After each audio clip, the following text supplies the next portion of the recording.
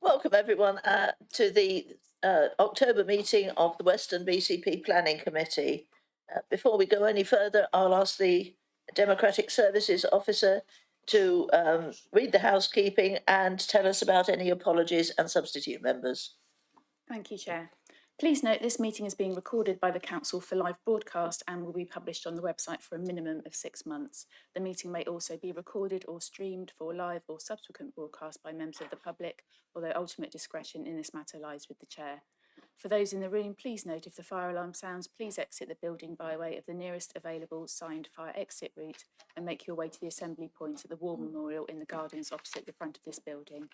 Finally, please ensure background noise is kept to a minimum and mobile phones and other devices are turned off or switched to silent for the duration of the meeting. For those in the room, this includes turning off microphones and turning the volume down completely on your laptops. Thank you. Item 1, apologies. Apologies have been received from Councillor John Challoner and Councillor Simon McCormack. And item 2, substitute members, Councillor Toby Slade is here today for Councillor Challoner. Thank you. Thank you.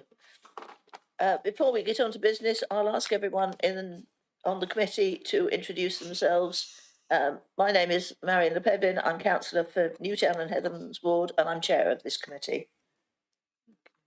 Thank you. Councillor Jo Clements, Penhill Ward, and vice chair of this committee. Councillor Kate Salmon, Moordown Ward. Councillor Gillian Martin, Boscombe West Ward. Councillor George Farquhar, proud to represent Boscombe East and Folkestone. Councillor Chapman Law for Alderney and Bourne Valley. Councillor Peter Sidaway, Broadstone. Councillor Brian Hitchcock for Hamworthy. Toby Slade, Muscovy and Stratton Park. Also have with us Katie Harrington, who's team manager, and Steve Davis. This case. And the Democratic Services Officer, Jill Holyoke, who we've already heard from, who will be clerking this meeting. So item 3, has anyone got any interest they need to declare about this item on the agenda? No? I'll take that as a no. The next item 4, confirmation of minutes for the meeting on the 15th of September. Is everyone happy to accept these as a correct record? I'm getting no reaction at all. Yes. Right. Thank you, Vice Chair. I agree. So these are accepted and I'll sign them in due course. So now we move on to the schedule of applications, which is only one today. We'll hear from the case officer, then from any speakers who've registered to speak, and ward councillors, and then the committee will ask questions and then move on to debate and decision. So 54 Haworth Road, Bournemouth is the one case we have to look at this morning, and I'll hand over to the case officer, Steve Davis. Thank you, Chair. Yes, this is an application for the construction of 3 houses on a long-standing backland site. You can see the site there, Chair. It's the back of houses in Haworth Road, Copper Beach Gardens, and to the bottom is Kingswell Road. The site is in 2 parts. It's the bottom part of the L is a vacant site that's been laid vacant, I think, since they carried out the development of Copper Beach Gardens to the right-hand side there. The property at the top is a house, 54 Haworth Road, and they're using part of their garden and access for the development. So I know there was some suggestion that the committee should visit the site, but I think we've got some fairly good photographs of it, and I asked members to make sure that they look at the photographs and the context. As I said before, you've got that area right in the middle of the site that's been laid vacant for many years. It's overgrown.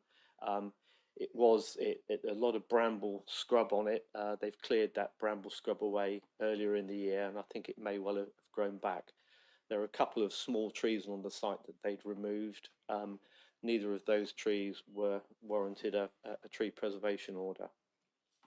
This is the proposed development change. You can see at the top of the screen, there's an existing access which they're going to use to access the site.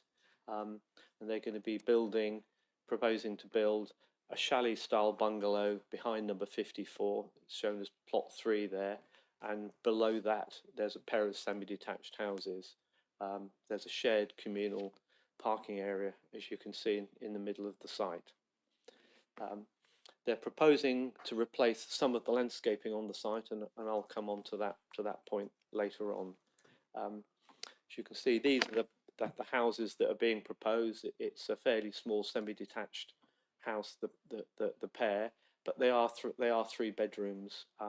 And the chalet bungalow, as you can see in the top of the site, is a 2-bedroom property. This shows the relationship of the bungalow, the chalet bungalow, to the property to the right in Copper Beach Gardens, and this shows its relationship to the existing property in Haworth Road. This is a visual of the front elevation of the semi-detached property. You can see it's a standard 2-storey house with a pitched roof on it. No roof accommodation. That's the rear elevation of the pair of semi-detached properties. Chair, this is a photograph that's been taken across the site from Copper Beach Gardens, and it shows the existing back garden of the property 54 Haworth Road, and the closest property in Copper Beach Gardens to the right, 21 Copper Beach Gardens. This is a photograph taken from the same spot, but looking across that vacant site. And you can see it's a bit of an unusual thing to see in an urban area, a completely undeveloped site. There's obviously some wildlife on that site, and I'll come on to that point later on. Again, this is another photograph taken from a similar point, looking back towards the properties in Haworth Road. And you can see that the site is very much overgrown, but it has been cleared earlier this year.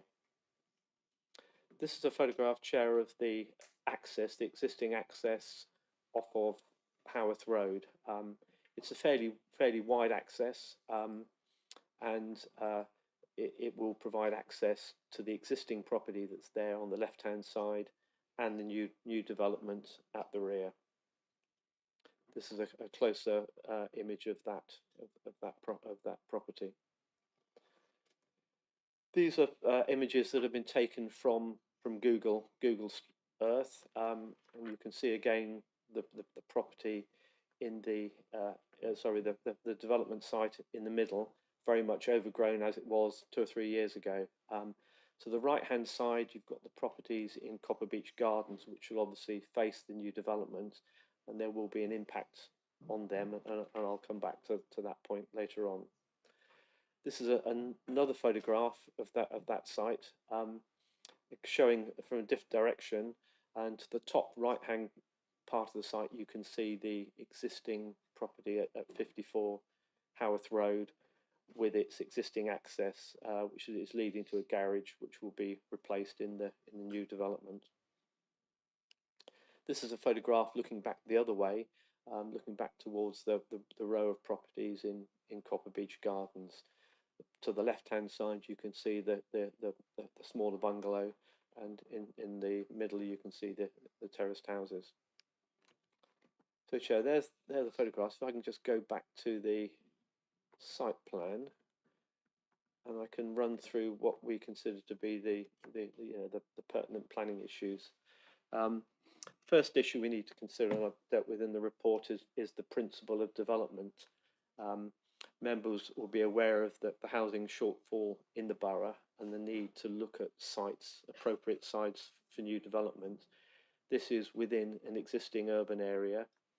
The site hasn't got any special protections on it that would prevent it from being developed, and it's also located reasonably close to public transport routes and a local shopping centre, such that it would fall within policy CS21, which is a preferred site for residential development.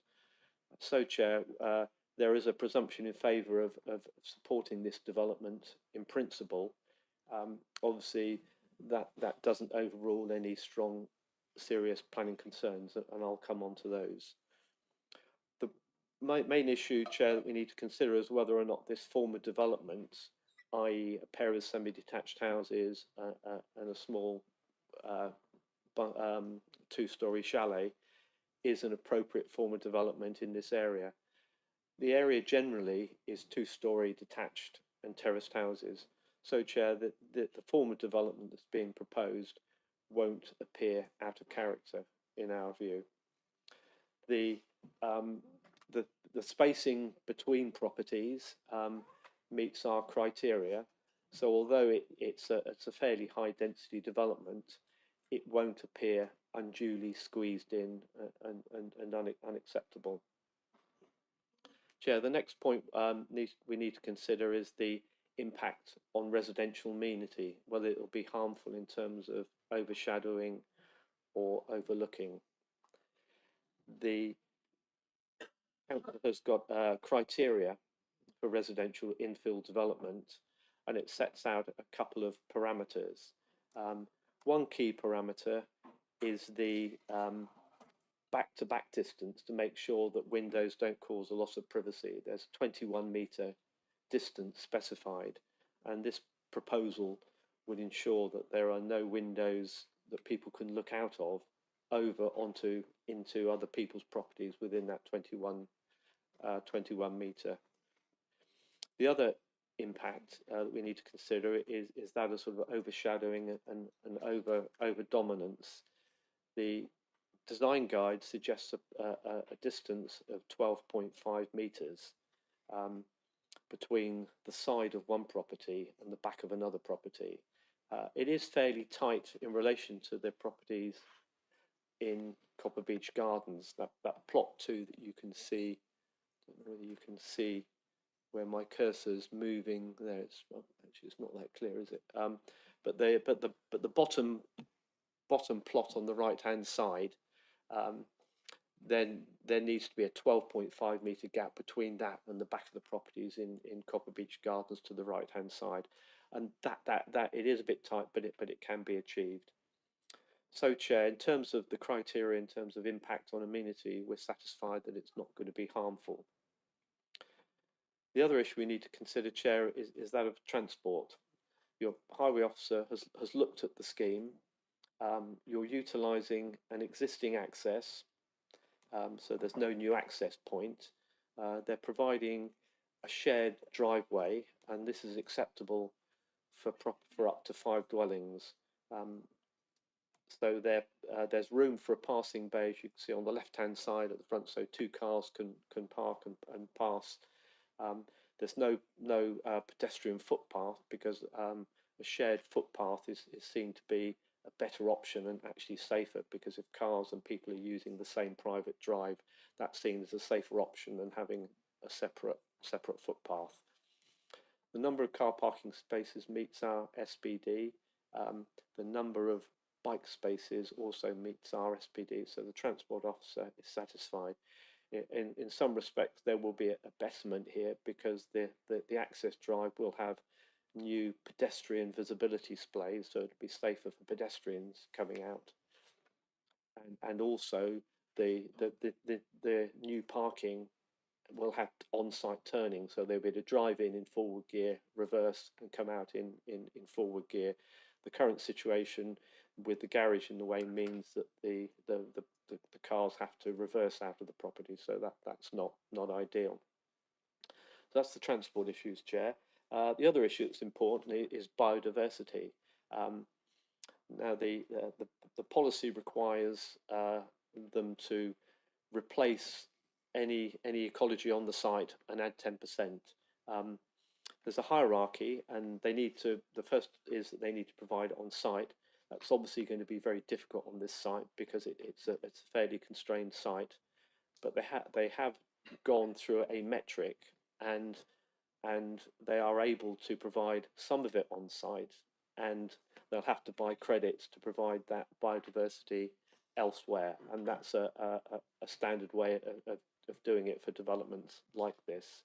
And in fact, we have improved the biodiversity on the site. What we've asked the applicant to do is to create communal areas, and you can see those green areas, particularly the green area with the 4 trees on. That was originally going to be part of the garden of one of the semi-detached properties. The problem with that is long term we can't make sure that space is kept for for ecology. But as it's going to be within a communal area, all the residents in that development will have to sign up to a maintenance program, and there'll be a requirement to keep that. And part of the policy is that we will, they'll pay us so that we can go and check that space, that green space, is kept there in the future. So in terms of biodiversity net gain, it complies with our policy and also the national policy. It will be subject to a legal agreement that they have to provide those units. The other issue, Chair, is to make sure that there's no ecology on the site, any protected ecology. There has been a report of badgers on the site, and they have carried out a badger survey, and it's clear that there has been some badger activity in the past and recently, but there are no live sets on the site. So in terms of impact on badgers, the development is acceptable. They'll obviously have to make sure that when they carry out the development, that it's that they're licensed if there are any badgers on the site at that time. The other issue, Chair, is mitigation for impact on Dorset Heathlands and the New Forest. Members will be aware that we've been negotiating with Natural England and New Forest, and we're almost at the point now where we've reached agreement, so that this development will be subject to a requirement that they make a payment so that we can mitigate the harm to both of those protected sites. So, Chair, to sum up, we consider that the application, although the development is fairly tight, it's important that we look at sites like this to make sure that we get the right form of development, and we feel that it meets our policies. Thank you, Chair. Thank you. Nice, clear presentation. Thank you. So now we turn to 2 objectors. First of all, we have Mandy Toms, followed by Stacey Eldridge. And between you, you have 5 minutes, and it will be timed.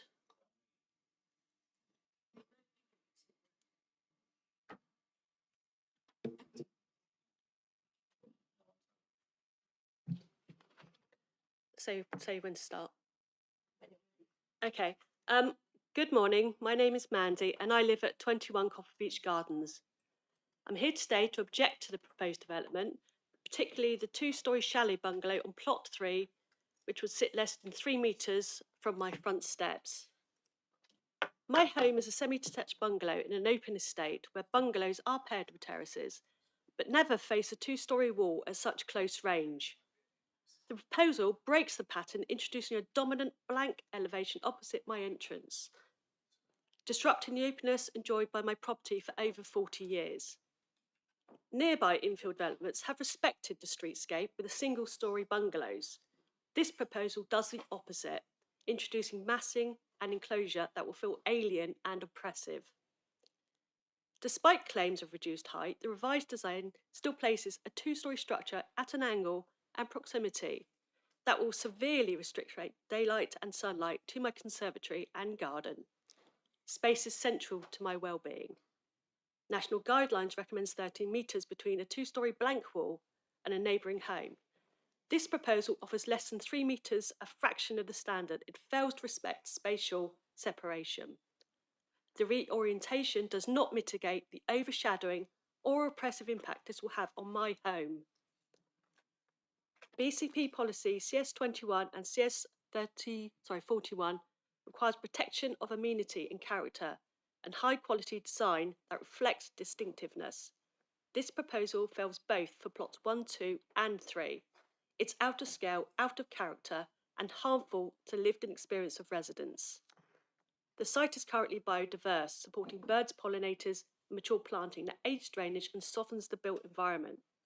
Forcing 3 houses onto this plot would destroy the green space and replace it with hard standing, contrary to CS21 and the sustainability aims of the National Planning Policy Framework. I understand officers may recommend approval, but this committee has the discretion and the responsibility to consider real-world impact.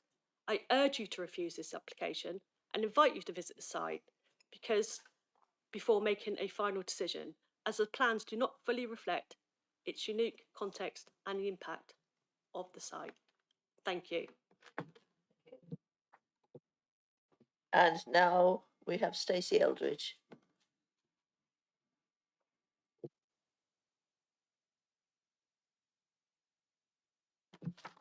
Good morning, chairs and members of the committee. Chair and members of the committee. My name is Stacey Eldridge and I live at 50 Haworth Road. I'm speaking on behalf of myself and many of the neighbouring residents who have submitted objections to this application. 13 local households have raised concerns which reflects the strength of feeling in our community.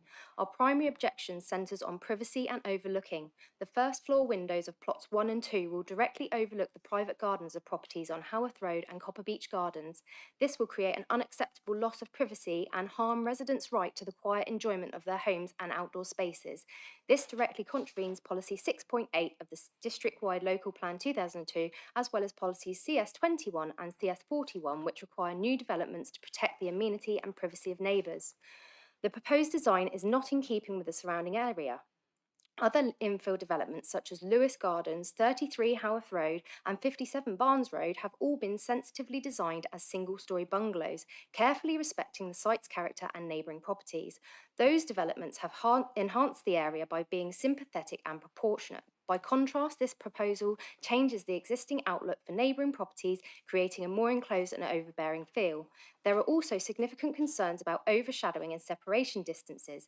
The gap between 17 Copper Beach Gardens and Plot 2 is only 12.39 metres, whereas the Council's own residential design guide requires at least 12.5 metres.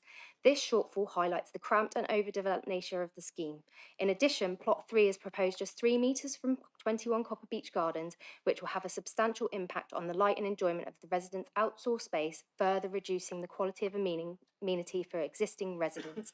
Finally, the scheme's heavy reliance on biodiversity credits is troubling. It suggests that the design does not sufficiently respect the natural qualities of the site or replace what is being lost. A single-storey bungalow design could better support biodiversity and still contribute positively towards NPPF housing targets and local housing supply. In summary, this proposal is overdeveloped, intrusive and harmful to the privacy outlook and tranquillity of the area. We respectfully urge the committee to refuse this application and encourage the applicant to bring forward a more appropriate single-storey design that truly reflects and enhances our community. Thank you for your time and consideration. Thank you. And since you were obviously drawing to a close, I'll let you run on a bit beyond the time. Sorry. And now we have, on behalf of the applicant, Matt Holmes.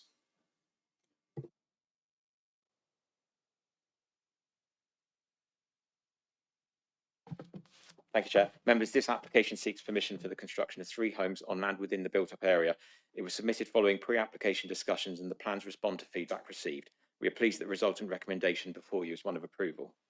The application site is located within the built-up area and is neighboured by residential development on all sides. It comprises of land to the rear of number 54 Haworth Road and an undeveloped land parcel to the rear. The total plot area provides ample scope for development to provide 3 much-needed new family homes in a highly sustainable location. We were very careful when designing the scheme to ensure that the proposals would respond positively to the character of the area. To that end, the buildings have been traditionally styled and include a mix of unit sizes.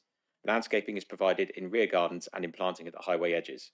We've also designed the scheme to account for the biodiversity interests of the site. The Council's relevant design criteria have been taken into account in that all of the homes exceed the relevant national minimum space standards. The density of development is similar to that of surrounding sites. Your officer's report concludes that the proposals are appropriate to the character of the area. In terms of neighbour impact, that matter is discussed in some depth in your officer's report, and I'll not repeat all of the comments here. However, in summary, the proposals have been designed to achieve suitable spaces from the surrounding homes and in accordance with your residential design guidance. The placing of first floor windows in the new homes has also been carefully considered to avoid adverse overlooking of surrounding gardens. Overall, your officer's report concludes that the relationship of the proposed development and its neighbours to be acceptable, and we agree with that view. We are also pleased to note that your highways, trees and ecology officers raised no objections to the proposals. We have therefore satisfied all of the technical requirements for the application, including the mandatory 10% biodiversity net gain. Accordingly, the proposals will read as a well-designed housing development appropriate to the site context and deliver new housing on a site that is highly appropriate to provide new homes, both by reason of its location and the characteristics of the surrounding development. I therefore commend the proposals to you and ask that you grant planning permission. Thank you, Chair. Thank you, Mr Holmes. And now we have the two ward councillors, Councillor Stephen Bartlett and Councillor Jackie Edwards.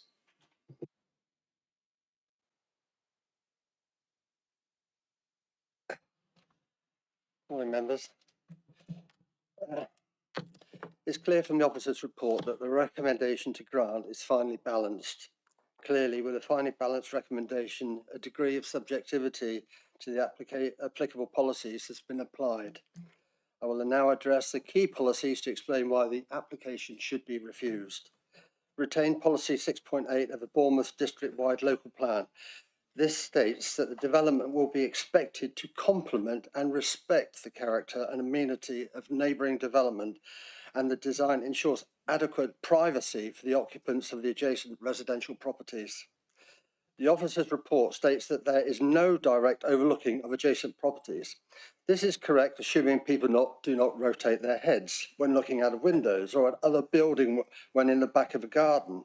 But the fact is that anyone looking down through the upstairs windows of plots 1 and 2 will be looking directly down on the rear gardens of the adjacent properties, particularly number 52 Howarth Road and 19 Copper Beach Gardens. Equally, residents in those rear gardens will be able to look directly into the bedrooms of those two plots. The development therefore does not respect the residents' amenity because it causes a loss of privacy which they have enjoyed for over 40 years. With respect to complementing the character of neighbouring development, this development does not fit in with the overall pattern of development within the area. The report incorrectly states that all adjacent dwellings apart from the bungalow in Copper Beach Gardens are 2-storey in height. However, the Copper Beach properties immediately adjacent to the site comprise a terrace of 3 2-storey houses and 2 bungalows. Also, the general pattern of development throughout Copper Beach site is like this. Further, there are no detached houses and no chalet bungalows in Copper Beach. In the immediate vicinity of the development, there are many backfill garden developments. All of them are 1-storey bungalow properties, as for example in Lewis Gardens, which is opposite the proposed development. In the 11 years that I have represented the board, I am not aware of a single 2-storey development having been granted in infill developments. The development is therefore not in keeping with the character of the area and is therefore contrary to Retain Policy 6.8. Core Strategy CS41 states that the Council will ensure that the new developments will enhance the character, local distinctiveness and amenity of future and neighbouring residents and conserve biodiversity with habitats. With 3 2-storey houses proposed, this is at variance with any infill developments previously approved in the area. Does not follow the pattern of development in the area, and through a loss of privacy and visual amenity, does not enhance but only reduces current residents' amenity. The development also results in a significant loss of biodiversity and habitats. This development is therefore contrary to policy CS41. Core Strategy CS21 requires developments to respect residents' amenities. Every resident whose property backs onto the development site has objected to this application. Each objection is original. There are no prepared letters just to sign or be presented to the committee. Each objection details precisely how they will be adversely affected by this development.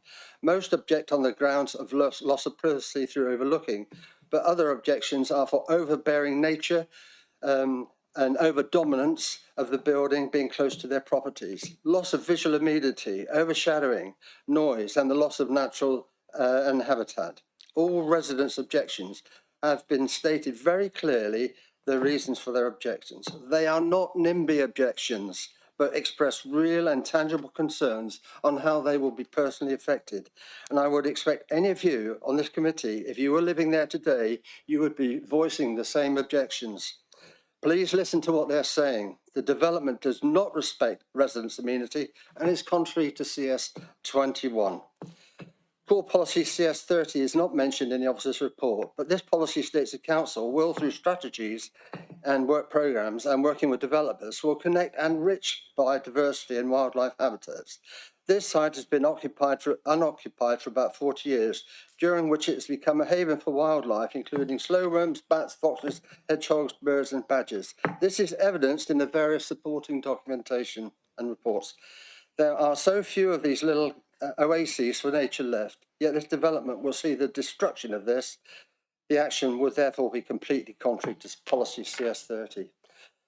To conclude, the planning officer's report acknowledges there will be a change in character of the immediate environment for neighbouring residents. This is the same as saying the development is not in keeping with the existing character of the environment. This alone provides... Councillor Bartlett, can I remind you, you are now over your time limit, so will you draw your remarks to a close immediately, please? I'm just concluding now, Chair. This alone provides policy grounds for you to refuse the application. The report is silent on the significance of the loss of the natural green space and the loss of wildlife habitat. The report concludes the development will not result in significant harm. However, this is not the view of residents or myself, and I ask you to refuse this application. Thank you, Chair.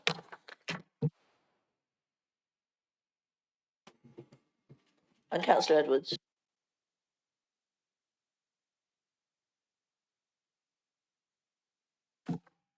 Good morning, everybody.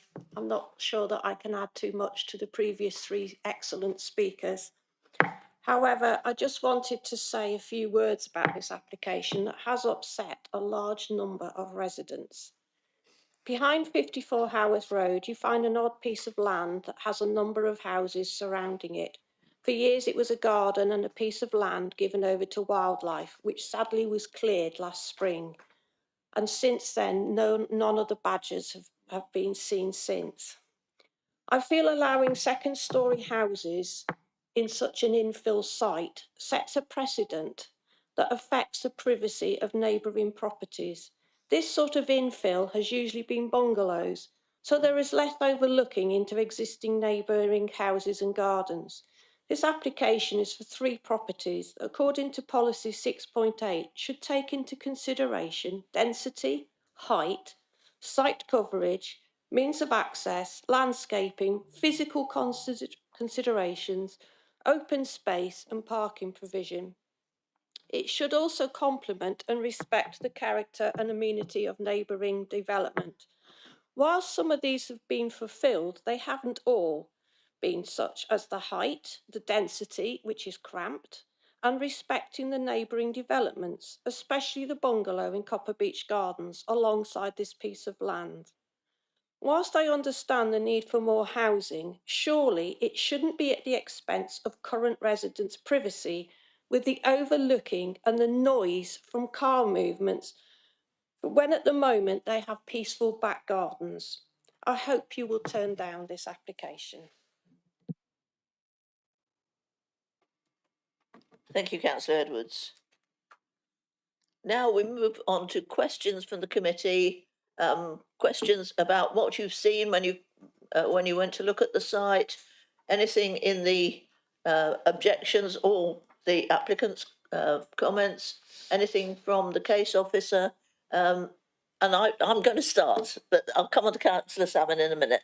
Can we look at the relationship between 21 Copper Beech and plot 3 and the distance between?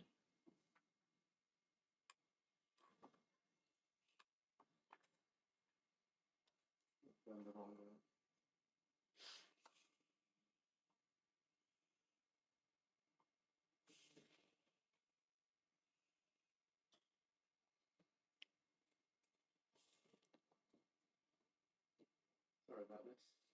The wrong way on my cursor.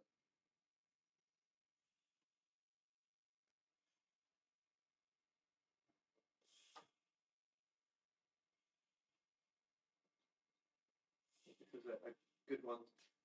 I think this is a good one to look at, Chair. You can see on the top of the screen there, top right hand side, you've got the proposed plot 3, and you've got 21 Copper Beach Gardens. As you've heard from the neighbour, there is about a 3-metre gap between her property and the proposed dwelling. The point I'd make there, Chair, in terms of our spacing standards, we're normally concerned with impact on the principal elevations of a property. Now you can see 21 Copper Beach Gardens has got two main aspects, one over the front of their property and one over their rear garden area. So those main aspects of the property aren't prejudiced or aren't affected by the development. The relationship you see there is something that's fairly common, where you've got a house or a bungalow, and next door to it you've got another house. I know that they've got their front door there and some secondary windows, maybe 1 or 2 secondary windows. But in terms of the main aspect of their property, it is protected, so we don't consider that to be harmful. Thank you. You say secondary windows on the bungalow. Are there any windows on the proposal for plot 3? No. None at all. It'd be a blank wall. Okay, thank you. Right, Councillor Salmon. Thank you, Chair. Well, can I just ask a because one of my questions was on that, slightly further, just for clarification. You said that the 21 Copper Beach Gardens has its front door there. Can you just clarify what you mean by there? It's on I think the front door's on the side elevation. I think I've got a photograph. So the western elevation that faces the new development? Yes.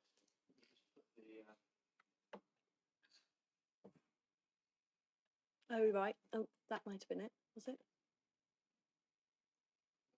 Not that clear, but that's...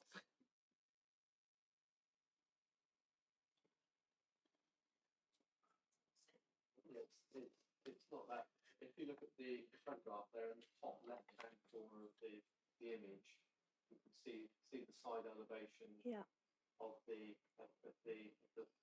bungalow at 21 Copper Beach Gardens. You can see they've got a front aspect over their front garden and a rear aspect and conservatory over the rear. And this is their side of their property. I think their front door is, and I think there's another window, window there, but it's not on one of the principal elevations. So there is a door on the western elevation of the building, but I see what you're saying. Thank you. Okay. The other question I had was just about the windows on plots 1 and 2, because I'd just like to understand. We heard from some of the objectors that there are going to be windows on the east and west elevations of that building, which will face out onto gardens. So can we just hear a bit more about where those are and how many of them and so on? Yes, this is the ground. Oh, and if there's any obscure glazing planned as well. Thank you. This is the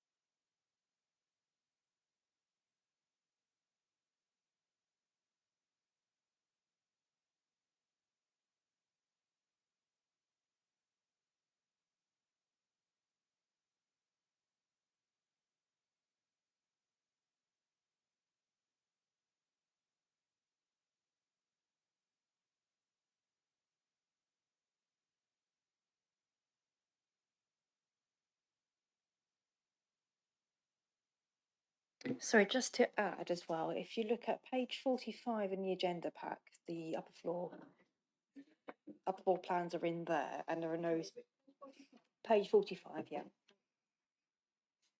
There are no side-facing windows there.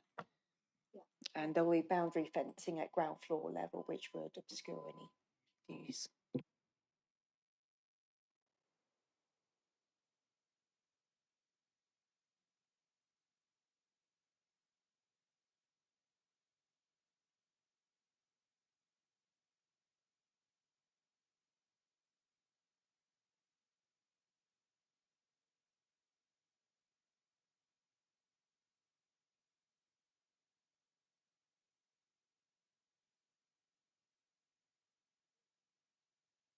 It's a similar area for questions, really. When I went and visited, I have to say I was slightly shocked, standing sort of pretty much outside 21 and seeing where it would be. And I think it backed up the call for a site visit. And I did email in and say I think it was worth a look, because I think when I got there, I think I would like to have seen it from the other side, which we couldn't do, which I think was a shame. The resident mentioned a 13-metre national guidelines. I wonder if anyone can throw light on that. Chair, I think they talked about a 12.5 metre. No, that was I think the other resident. The resident of 21 mentioned a 13 metre national guidelines between 21 and the chalet. I'll take this one. So there are no national guidelines for separation distances. The distances that we'll look for in the Bournemouth area would be their design guide. They're quite clearly set out and explained in the reports. I had a quick Google of national design guides, and I think where the confusion may be is that nationally it is generally this, and that's presumably the search engine picking up from different councils their own design guides.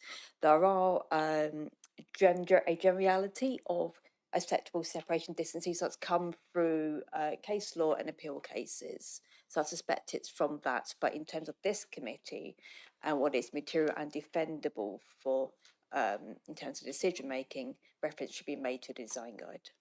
Okay. Is there anything that we look at? Because the other thing I think was interesting from that particular statement was the fact that it is a two-storey property next to a bungalow. Does that not change the view when you look at it? If it was a single-storey property, a bungalow, that clearly is a very different proposition for something that's 3 metres away from you. Chair, I think the key here is that that the standards that we were talking about refer to the principal elevations of a property, and as you can see, the relationship of 21 to plot 3, it's a secondary elevation. Yes, it's if you've got a house and your next door neighbour next to you, next to your driveway, you wouldn't expect a 13-metre gap there. No, I get that. Yeah, and that's the point that we're. But I think the question is, as a bungalow, when you come out of it, if you sort of look up and go like that, and there's 2 stories, that's quite imposing, and also is interfering with privacy and enjoyment of the residents that they've got. The other, I think, questions I had really, the windows on the back of the other 2 are definitely of concern, because yes, you can stand there and probably look into a number of gardens, so that's a concern. But that's been questioned and answered. I'd like to understand more about the BNG credits, if we could. I haven't come across that before in any of our previous applications. I do know about them, I know what they are, but I'd like to see how they're going to be enacted in this particular instance. Okay, so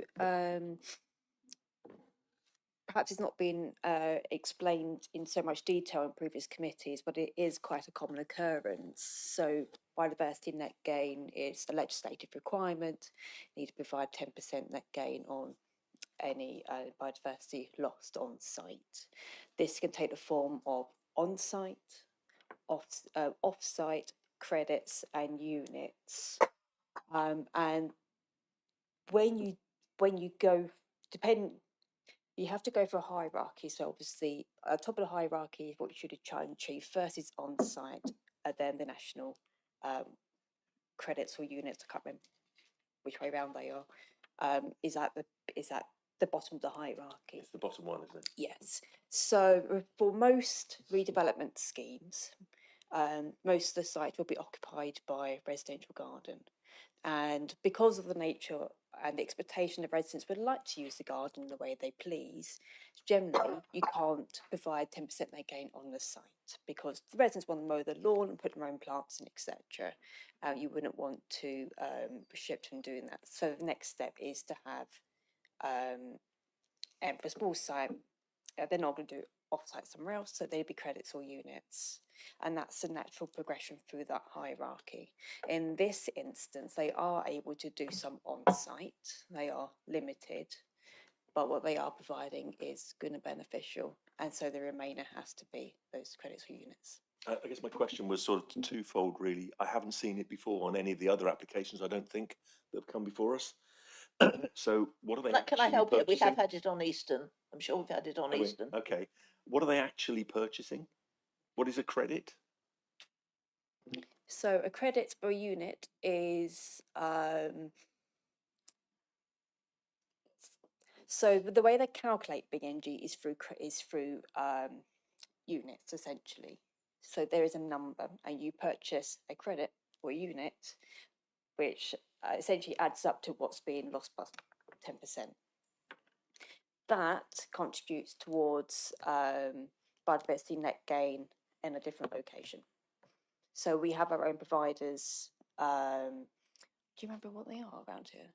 Who I think my understanding of it is that a provider will buy a field somewhere in the countryside that's been heavily used for agricultural purposes, and they will bring it back into a more biodiverse way of doing it. So you're creating habitats somewhere else, and the person that provides that, well, the developer will then have to go and buy a unit of land from that site that's been created. So Okay. that's the way it works, I think. Okay, understand. What I couldn't remember was there are some nearby, Okay, are and they I on couldn't remember BCP? what the sites were. Yeah. My final question, if I may, was on the ecology report. I think the ecology report was submitted by the applicant, and yet we heard the ward councillor talk about badgers on site and only really not there because of the clearance work that had gone on. And I don't know how we check the validity of that the badgers aren't going to return now that some time passes and those sort of things, and any other wildlife, to be honest. Chair, I think the report was done by an ecologist. They were employed by the applicant, but they are independent ecologists, and they've got their own professional standards. They've done a full survey of the site. That report has also been reviewed by our own ecologist, Jez Martin, and he's happy that the report that's been done has been done in the correct way. Badgers do move about. There was some historic sets there, but they do move about. Whether or not they moved when the site was cleared, we don't know. But that's the applicant was able to do that. By doing that, they've affected their own biodiversity net gains unit. In fact, they've got to pay more money because of provide more units because of that. But in terms of badgers, that our ecologist is happy that the fact that there were historically badgers on the site. They may have been moved, they may have gone because of site clearance. They may well return in the future, but the process is such that you have to license developments, and that wouldn't be a reason for preventing the development in this case. Okay, thank you. Councillor Martin. Councillor Martin. Mine's just a very quick question. There's the Velux window on the the one that's just providing light. Does that open or is it fixed shut?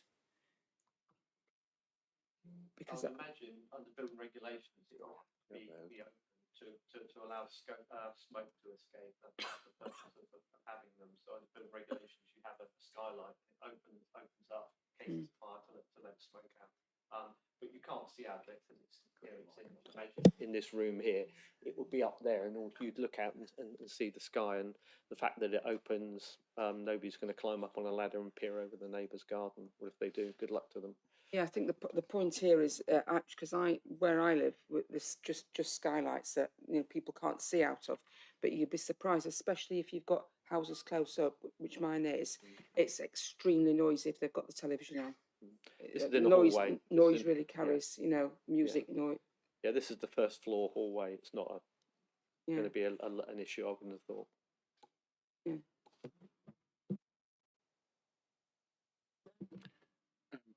Gillian's just stolen one of my questions. I only have one question. So going back to 21 again, is there issues with overshadowing of their garden that's to the north from plot 3?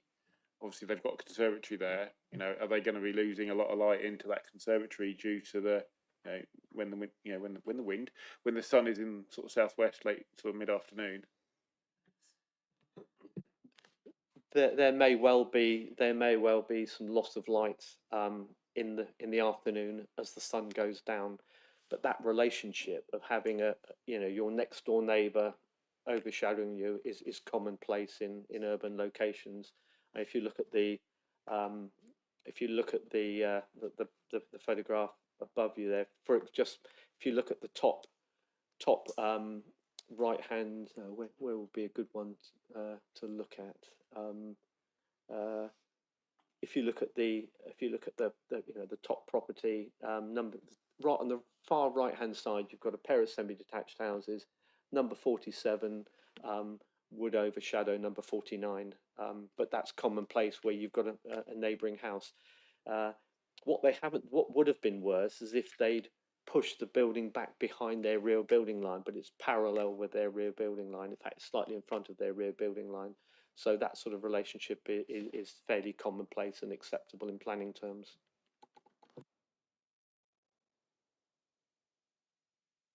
Yeah, just one more question, which was it was referred to by some of the speakers earlier about other nearby backfill development, commonly or usually or possibly always being only single story, and I just wanted to hear policy-wise, how much consideration is given to that. I understand there's in the area there are mix of two-story and single-story development, but just in terms of whether that's a consideration and what weight we should give to that. Thank you. It is a consideration. If you look at the photograph in front of you, on the left-hand side, you can see Lewis Gardens, and there you've got bungalows in backland locations. But it's not in this photograph. But if you look to the south of this site, there's Charlton Gardens. I forget what it's called, Charles Gardens.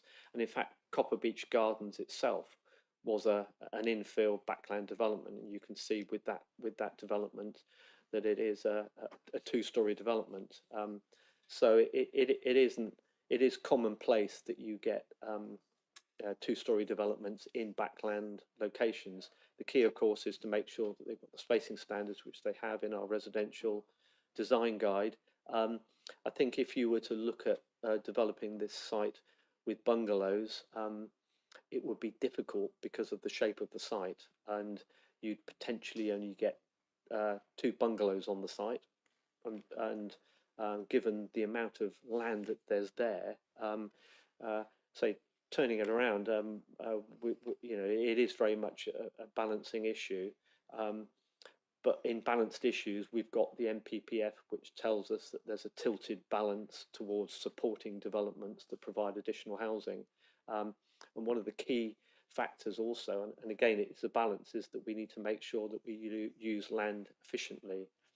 Now, they could just put 1 bungalow on there, and that would be nice. It would be much less intrusive. But in terms of our strategy for the town as a whole, we've got to make sure that we have regard to using land efficiently as well, because it then we're using land efficiently, that then protects the green belt and other forms of development. Sorry, just to add to that, just to be clear, there's no policy requirement to have bungalows in backland sites, and nothing to say that we can't have two-storey dwellings in backland sites. The test is really, as Steve was saying, whether it's going to be harmful or not, and whether those such harms could be addressed. Councillor Farquhar. Thank you, Chair. I've got a question related to page 55, which shows the relationship of 21 Copper Beach Gardens to plot 3.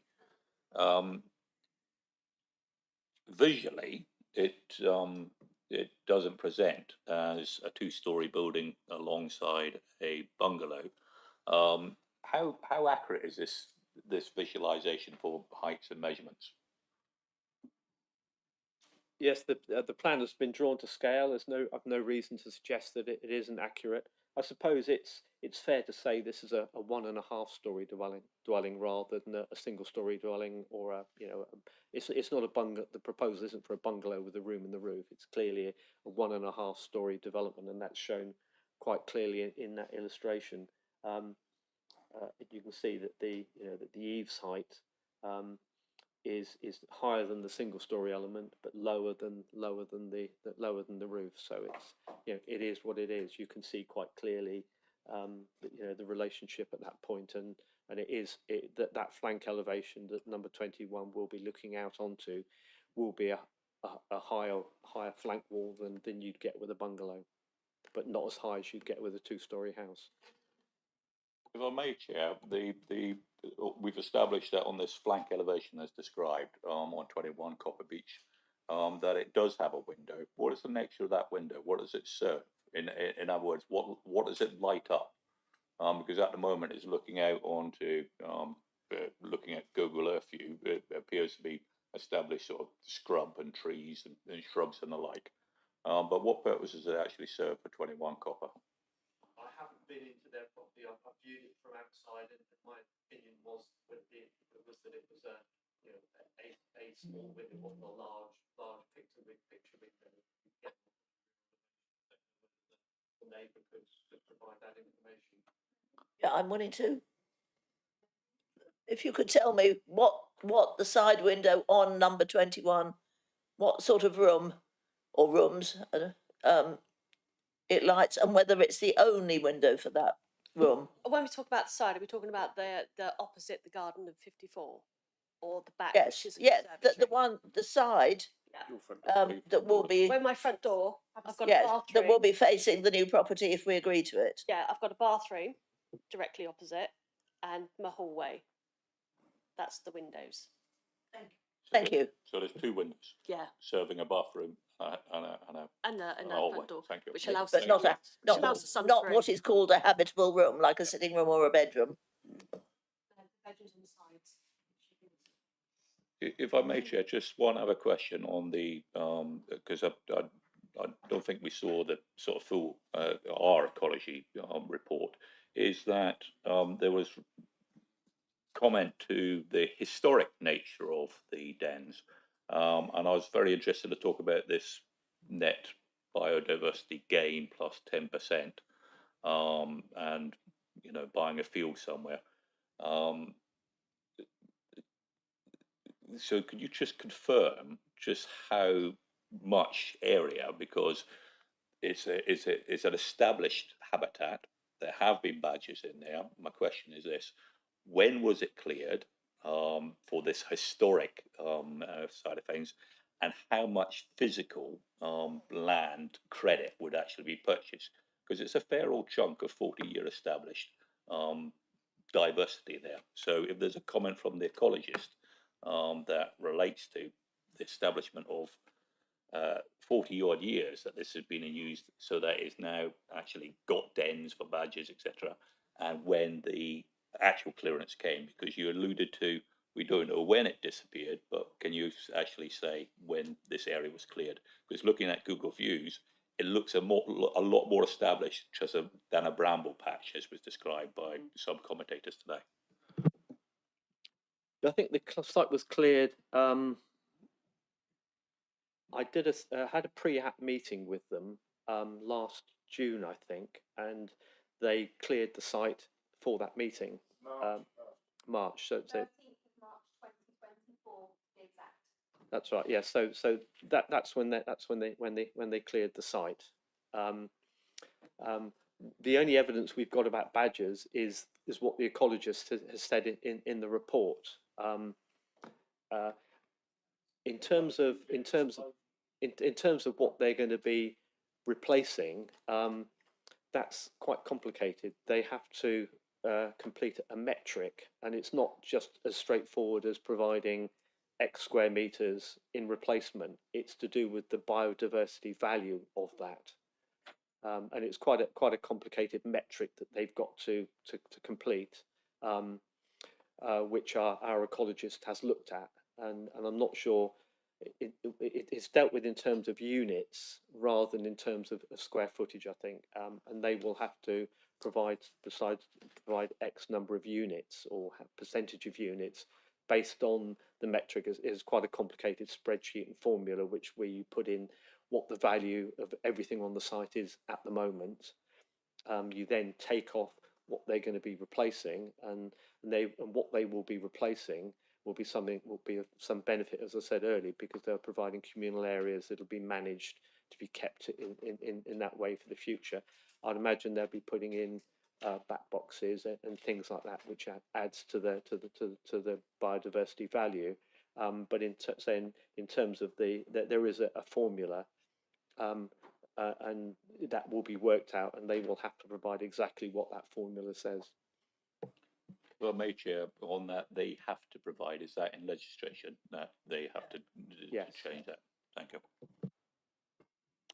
I've got another question. Could you go back to the picture we had on the one before the one that's currently on the screen? Looking, oh, not that one.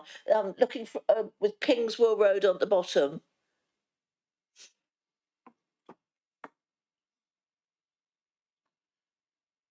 No. It's pulled out a bit further, so you actually see the road. It was when you pointed out where Lewis Gardens is.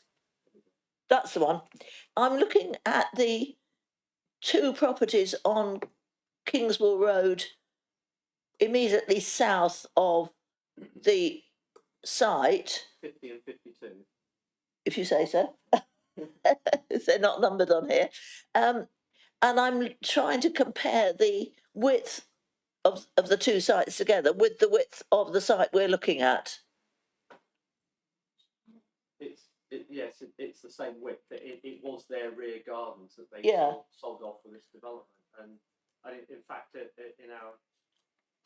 in our pre-app discussions, they initially wanted to provide 2 detached houses on the site in a similar manner to those properties in Copper Beach Garden in Kingswell Road.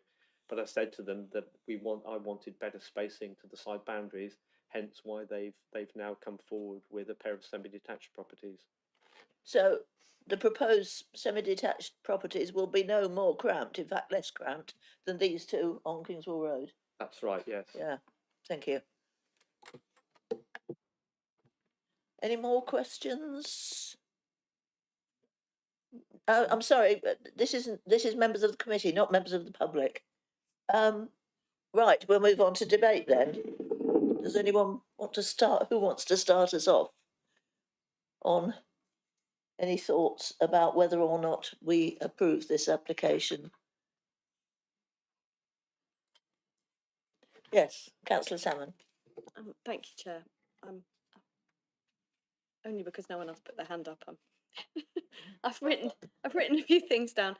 So I really appreciate the strength of feeling about this from the residents, and grateful to them for coming and speaking to us, and to the ward councillors. Also great. Also.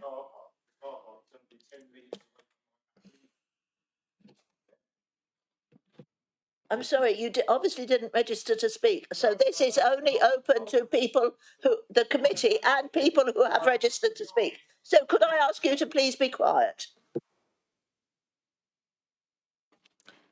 Thank you. So I just wanted to say thank you to Steve as well for a really good report, and being able to answer all our questions really thoroughly. Chair, I wonder if we could deal with this because I can't speak when I'm being constantly interrupted.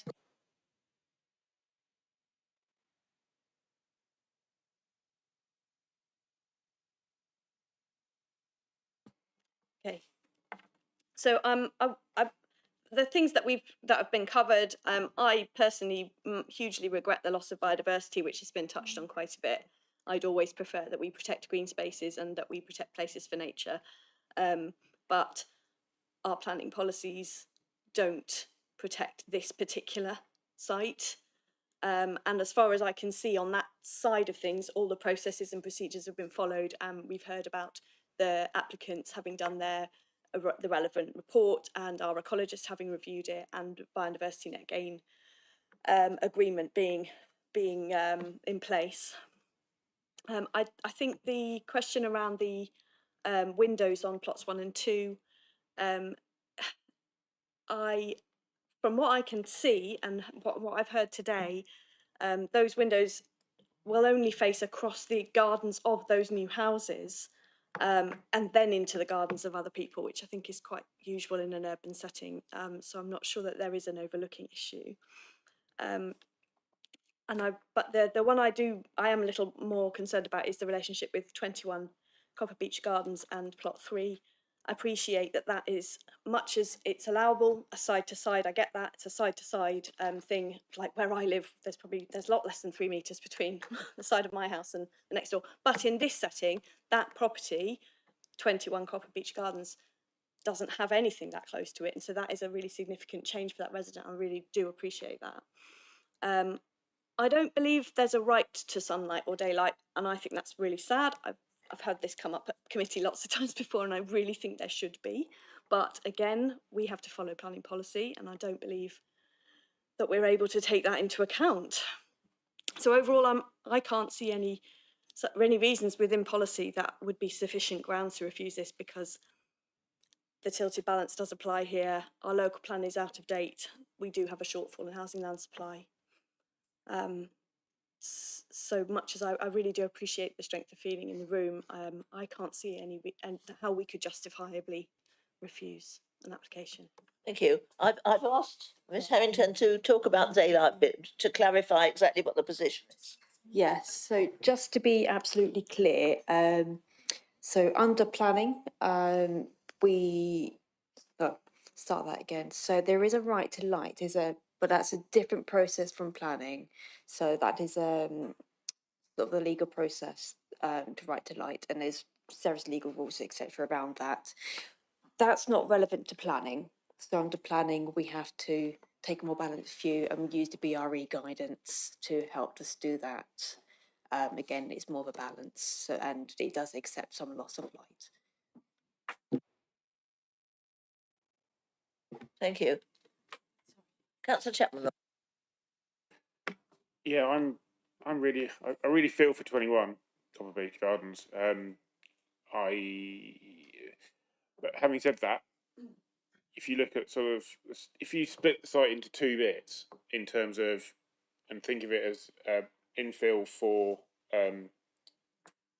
the north-south bit and infill from the east-west bit, like sort of they take those 2 in separate things. Like what we see in plot 2 and 3 is no different to what we'd see for any other infill anywhere else. With the rear access, it is a double width site, compared to the buildings that are to the south of it. And I do appreciate that plot 3 is a 1.5 story. We rented a very similar property down in Ensby Park not that long ago.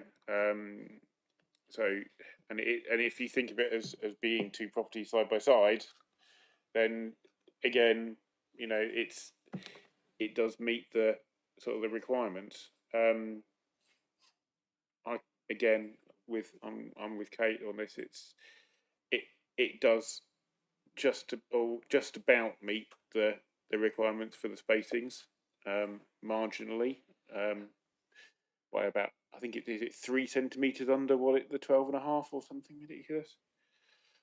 and it is infill on infill. Effectively, the properties to the east are already infill, and this kind of is adding to that, or is it filling in more infill?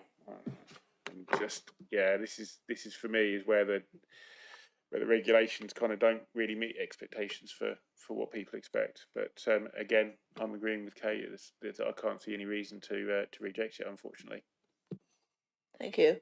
The way I'm looking at it as regards 21 and plot 3, if that was a street with an empty site between 21 and whatever it would be, 19 or whatever, 17, I think a replace or a new property as proposed for site plot 3 would be acceptable. And it is if essentially, because it's side to side, it's as if they're down one street. I realise they're not, but it's that relationship between properties. So although I can appreciate if you've had an empty space beside your bungalow for many, many years, all the time you've lived there, and something's going to be built there, it is essentially an empty plot on a street. In terms of relationships, I saw Councillor Martin's hand up. I'm actually disagreeing with Councillor Chapman-Law and Councillor Salmon. I think it's too big. It's a tight fit there. I mean, 3 centimetres is just ridiculous. You know that it's within 3 centimetres. It doesn't respect privacy. It doesn't respect the privacy of the residents. It doesn't respect their loss of amenity, and which they've had for 40 years. It's a tight fit. I'm also unhappy that that it was cleared for the site visit on the 13th of March, is when because that would have had a massive impact on the biodiversity report. It's what I would call sharp practice. I'm not happy with that. And I don't think it should be rewarded. I just think the density is too high, the height is too high, loss of open space. It doesn't respect neighbours. You know, the requirements aren't fulfilled. I don't think. I think it's too big. I think you know, they could have put 2. If you put 2 bungalows on that same site, you're only losing one house. You know, you're only losing one development. In a way, I think that would be better. I think they could come back with better. Thank you. Better ideas. And Councillor Sidaway. Oh, sorry, did you want to say something in the meantime? Chair, yes, can I just clarify the point about BNG, replacement biodiversity on the site? In fact, the earlier that you clear fell a site, it acts against you. So you've got to actually pay more credit. So if they'd hadn't clear felled the site, they would have had to have applied less credits in the future. I know it sounds a bit counterintuitive, but the way the legislation is phrased is that the earlier you clear fell a site, i.e. the longer that biodiversity hasn't been there, the more you are penalised in replacing it. That makes sense. Sidaway. I'm also struggling with this one a little bit. Pick up on a couple of things that were just said. If it was a street with a bungalow and there's a detached a house next to it, you would design it with another bungalow and then a house, rather than a house right next to the bungalow. In my opinion, I don't think you would put a house right next to a bungalow had you designed it from scratch. I think the site clearance had they not done the site clearance, they may well have found badgers, and we'd be having a different conversation today. So I think they have gained from going in and doing it, and by the nature of those pictures, that site clearance was a complete rotation, which of course would drive any wildlife away. So I think they've done it for their own end and not for any other reason. So I'm not comfortable with that. I do think 21, as I say, when I went and looked, I was shocked at how close it's going to be and how big it is to the bungalow next door. I think looking at Councillor Bartlett's call in and his passionate speech, I think there are reasons in there where we could object. I think it doesn't respect the residents' amenities. It doesn't enhance the character, and it doesn't provide adequate privacy. There's no doubt those windows at the top You will look out into other people's gardens. I know you might design houses like that, but you're now talking about a 40-year amenity that is being removed. And I think that's completely different for me. So that's why I'm struggling with it at this point. Does that final point have any bearing on planning decisions? The fact that it's a 40-year amenity that is now being possibly going to be removed? No, Chair, as I said at the beginning of my presentation, the land hasn't been identified as a protected open space.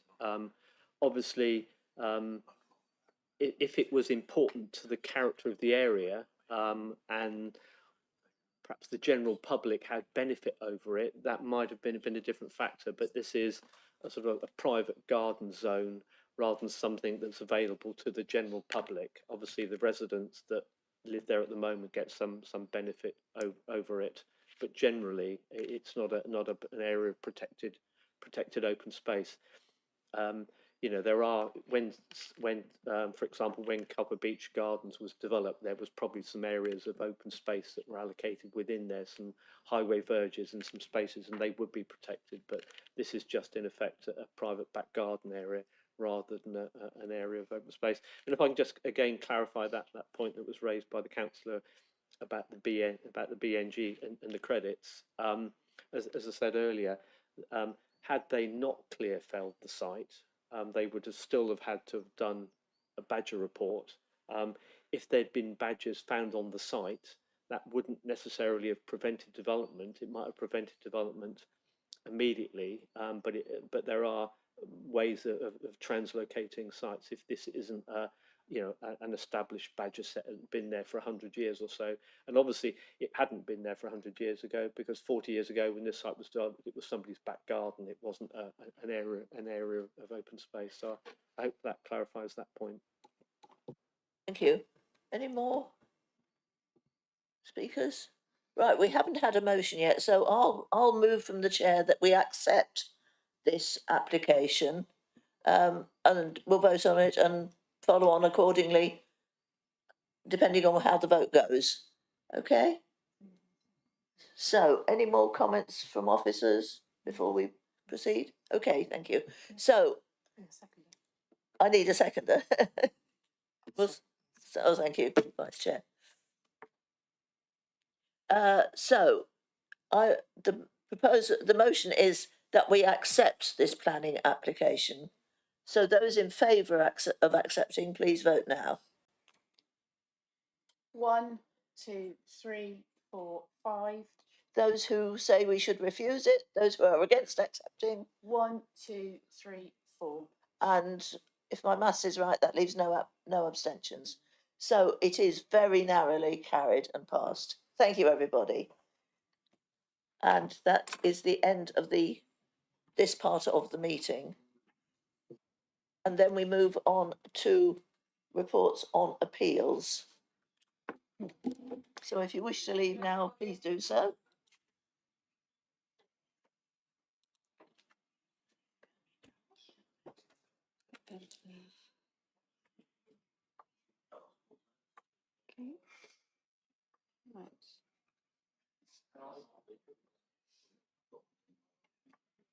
Okay. Okay. Right.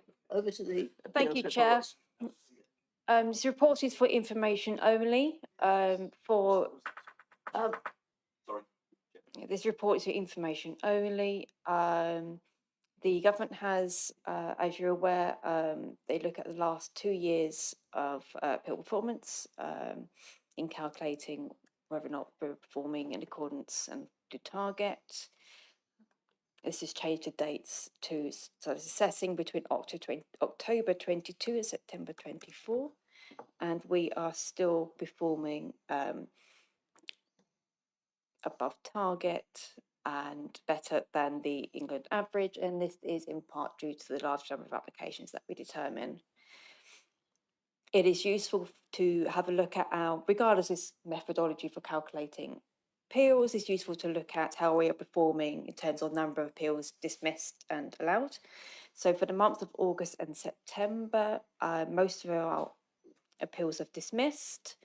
The exception was 40 Brown Sea View, where the inspector had different views on character and appearance, living conditions, impact on living conditions, and impact on protected sites. That was a delegated decision, not one made by members. No, There's no third party right of appeal. no. And one appeal decision that was made invalid, essentially because it was non-determination appeal, so that we did not terminate in time, and that was because they had not provided that BNG information. And that's it, Chair. Any questions? So we just formally accept this report. Thank you, everybody. So now the meeting is finished.